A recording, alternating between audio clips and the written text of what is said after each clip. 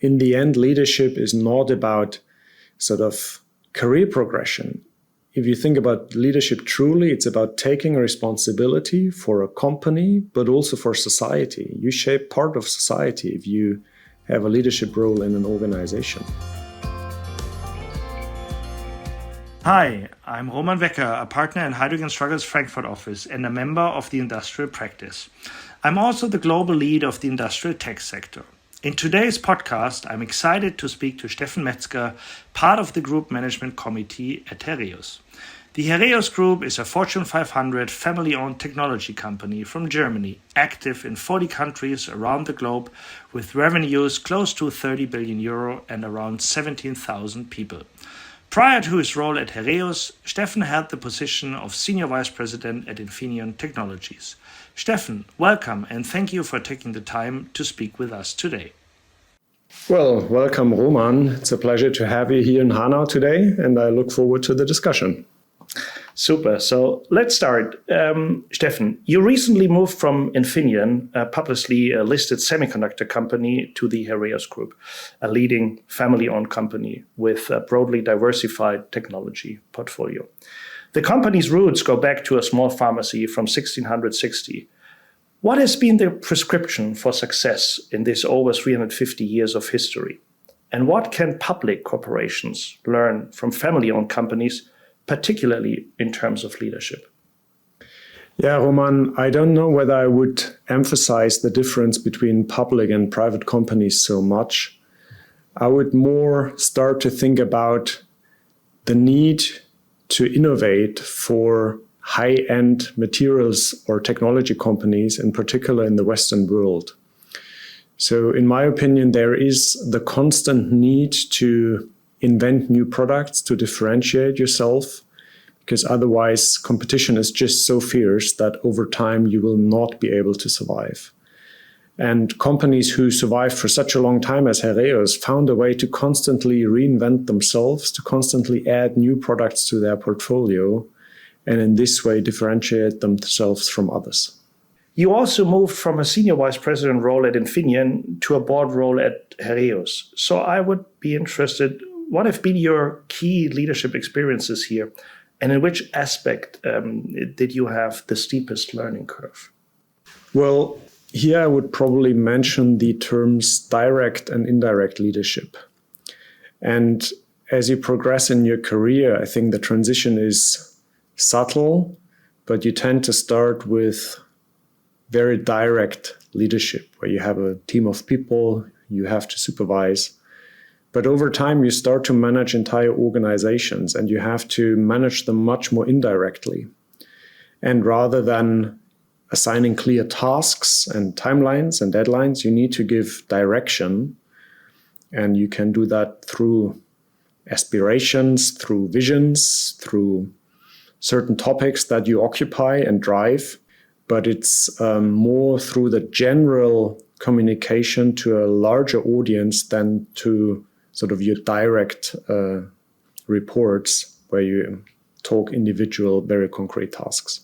Another topic that I would like to talk about is your background. You studied theoretical particle physics, and you once mentioned that the most complex thing in the world are people, their personalities, behavior, and the interaction. So take us through your journey to us how you came to this conclusion and what this means for your daily leadership. Yeah, it's true that there were times in my life when I believed that anything that is complex can be formulated in a mathematical equation. And now, 20 years later, I realized that driving an organization and giving direction to an organization, making it successful economically, but also culturally, is a huge challenge that is at least as complex as any mathematical problem. And this is something where I also constantly learn and find new ways of driving such an organization. And I find it absolutely thrilling to be on that leadership journey and this trajectory. Interesting. So in your opinion, what role do empathy and inclusion play in that regard? Yeah, clearly a very important one. And I have two thoughts on this. First, an organization is only successful if you manage to unlock creativity completely. And that means that you have to listen to the organization, everybody in the organization, in a very inclusive way. You need to listen actively to deviating opinions. So that's the one thought. And the other thought is we all have our biases, and it's relatively easy to work with conscious biases. You can actively work against them. But do you know about your unconscious biases and how they influence your communication style, your decision making? There's one tool that I like in that way, and that is to listen to your own language. So ask other people to either record what you say or actively listen to how you say things, and then try to understand what are the hidden messages that you send, either actively in the language or in the tone in which you express it. And think about whether you actually want to send these messages or whether they are part of your unconscious bias. I think that's a super interesting topic. And I think explicitly about unconsciousness, we could probably do another podcast, because I feel also in management and leadership is very important to be not only aware what you are doing in awareness, but also what you're doing because of your autopilot and the unconsciousness steering it automatically. So interesting discussion on that one. Another, in my opinion, very important aspect in leadership now is certainly how to develop new leaders in highly volatile, fast-moving times. We've seen this explicitly this year. Every month is completely different. No one has a crystal ball, and it's really, really difficult, I think, to manage to lead in such uncertain times. So what are your key insights here for developing young and new leaders? Yeah, I don't really know whether times are special. I would argue each time has its own challenges. If I look at leaders today, I think we need to encourage them to take responsibility. In the end, leadership is not about sort of career progression. If you think about leadership truly, it's about taking responsibility for a company, but also for society. You shape part of society if you have a leadership role in an organization. And this leadership comes, of course, with responsibility that you have to take, with actions that you have to take, with decisions that you have to take. And this is not easy.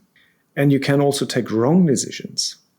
And so what I see is that younger talents tend to ask themselves the question, do I want to take this responsibility? Do I want to be in such a role? And I think to emphasize the positive aspects of leadership, this shaping aspect is something that I like to emphasize when I talk to young people, because they want to shape society, they want to shape the world, but still they're sometimes reluctant to step into a leadership role. So that's the dialogue that I oftentimes have. What certainly comes to my mind is, yes, at the one hand, it means decision-making, it means authenticity, it means ownership. And that certainly is sometimes when you don't have the experience and also maybe are afraid of potential consequences if you maybe have the wrong sentence in the wrong audience. That's certainly a topic that is also not easy for explicitly younger talents. If I can comment on the authenticity, I think that's important. People have the feeling they have to play a role when they become a leader, while the opposite is true. The more authentic you are, the better a leader you become. So that's also a common misunderstanding, that you have to start a role play because you all of a sudden are a senior member of a leadership team in an organization. But that's not the case. I couldn't agree more. So the Heraeus Group includes businesses in the semiconductor, in the electronics, health, and industrial applications sectors. So in your opinion, what are key factors for success, and what role does innovation play in this context? Yeah, as I mentioned earlier, for me, innovation is really make or break of the success of a company. But what makes it interesting within the Heraeus portfolio is that innovation has a different emphasis for the different business units. We have business units, mostly in the medical space, that are contract manufacturers of others, where a large part of the innovation is more driven by our customers, and our innovation is more on the process side. While the business units in my area of responsibility, in the semiconductor context, here you really have to drive active innovation within Heraeus. And now what is challenging is to foster a culture of innovation that addresses both needs, right? So the customer-driven innovation for some business units and the internal-driven innovation for others. Is there an overall common, so to say, umbrella culture that you would see within the Heraeus Group? Or is it much better to have a culture of innovation for each and every segment that is particularly, so to say, customized for the segment to thrive? Well, I think it's a bit of both. On the one hand, the Heraeus brand, the Heraeus nature of this being a family-owned company really instills a certain culture into the entire organization. Our employees are proud to be part of the Heraeus company.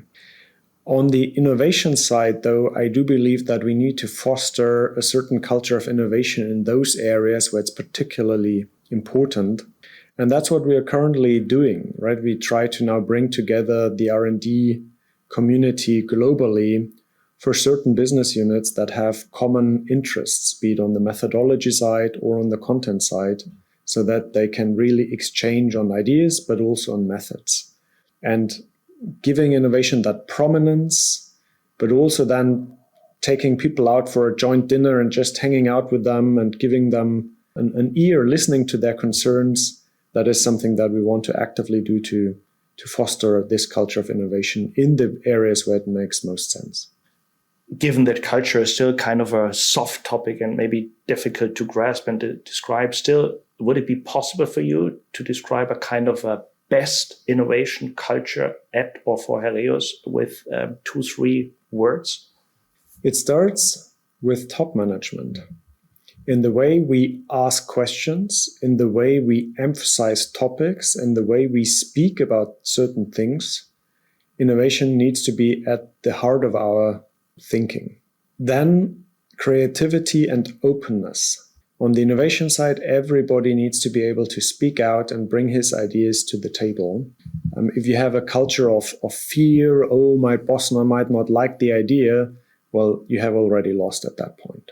Very interesting. Last one on the culture piece. When we talk about your talent pool and making the above innovation culture happen, what have been the greatest successes as well as the challenges recently? I believe it's really important to be visionary and aspirational. That goes back to the indirect leadership. So making clear where you want to go with the organization really has a significant impact. And also being transparent and clear, not just a sort of a vision that in the end becomes fuzzy. It's a nice idea, but it's not clear how to get there. So have a vision, be aspirational, but then also have clarity in how you want to go there. If you combine that, in my experience, you can really drive an organization to a point where they are self-motivated, and then all the rest comes automatically. On the challenges side, I have the feeling that there is a right size for an R&D organization.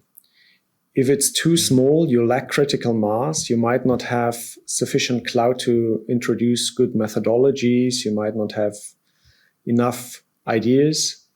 If it's too big, it becomes really challenging to organize it. It can be very complex and it requires quite a bit of discipline. So find the right size for your R&D organization to be most successful. So maybe as a last question from my side, and given my personal interest in the industrial tech world and maybe latest trends there, what trends and activities do you see in the industrial tech space, and what leadership and talent implications come with them? Yeah, well, the good thing is we now have 60 years of innovation in the semiconductor space behind us. And I'm totally convinced that we will see 60 more years with more innovation. Very concretely, there's now aspects, and the term is more and more than more. It's one of these famous terms in the industry at the moment where things get even smaller, which comes with significant challenges also on the material side, which is very relevant for companies like Heraeus. And then there will be new structures on the semiconductor side. We will introduce light in ICs, for instance, We also believe that we can start to combine some of our materials, our glass material, and some of our packaging, semiconductor packaging material, to meet some of the upcoming challenges in the industry. So the developments are fascinating, driven by a number of megatrends that are out there, from the electric vehicle to renewable energy to, of course, artificial intelligence, to just name a few. So this will drive demand, this will drive new technologies, this will drive new needs for material. So we look forward to a bright future. So I said already I have a last one, so maybe if I can add one more, because ChatGPT and AI has been everywhere and all around. Any one sentence, to not extend it too large, how ChatGPT might influence your business and your responsibility in Heraeus? Well, of course, it will influence it in many ways. On the one hand, it will influence our markets in terms of driving demand, be it on the server side, for instance. Going forward, a significant share of servers will be used to sort of train artificial intelligence models. But we will also use artificial intelligence for internal processes. And that is actually pretty widespread. Yeah, we call it our digital hub within our IT department that is actively screening where can we use AI for our internal methodologies, be it on the R&D side, but also in other areas. Steffen, thank you so much again for making the time to talk with us today. It was very insightful for me. Thank you, Roman.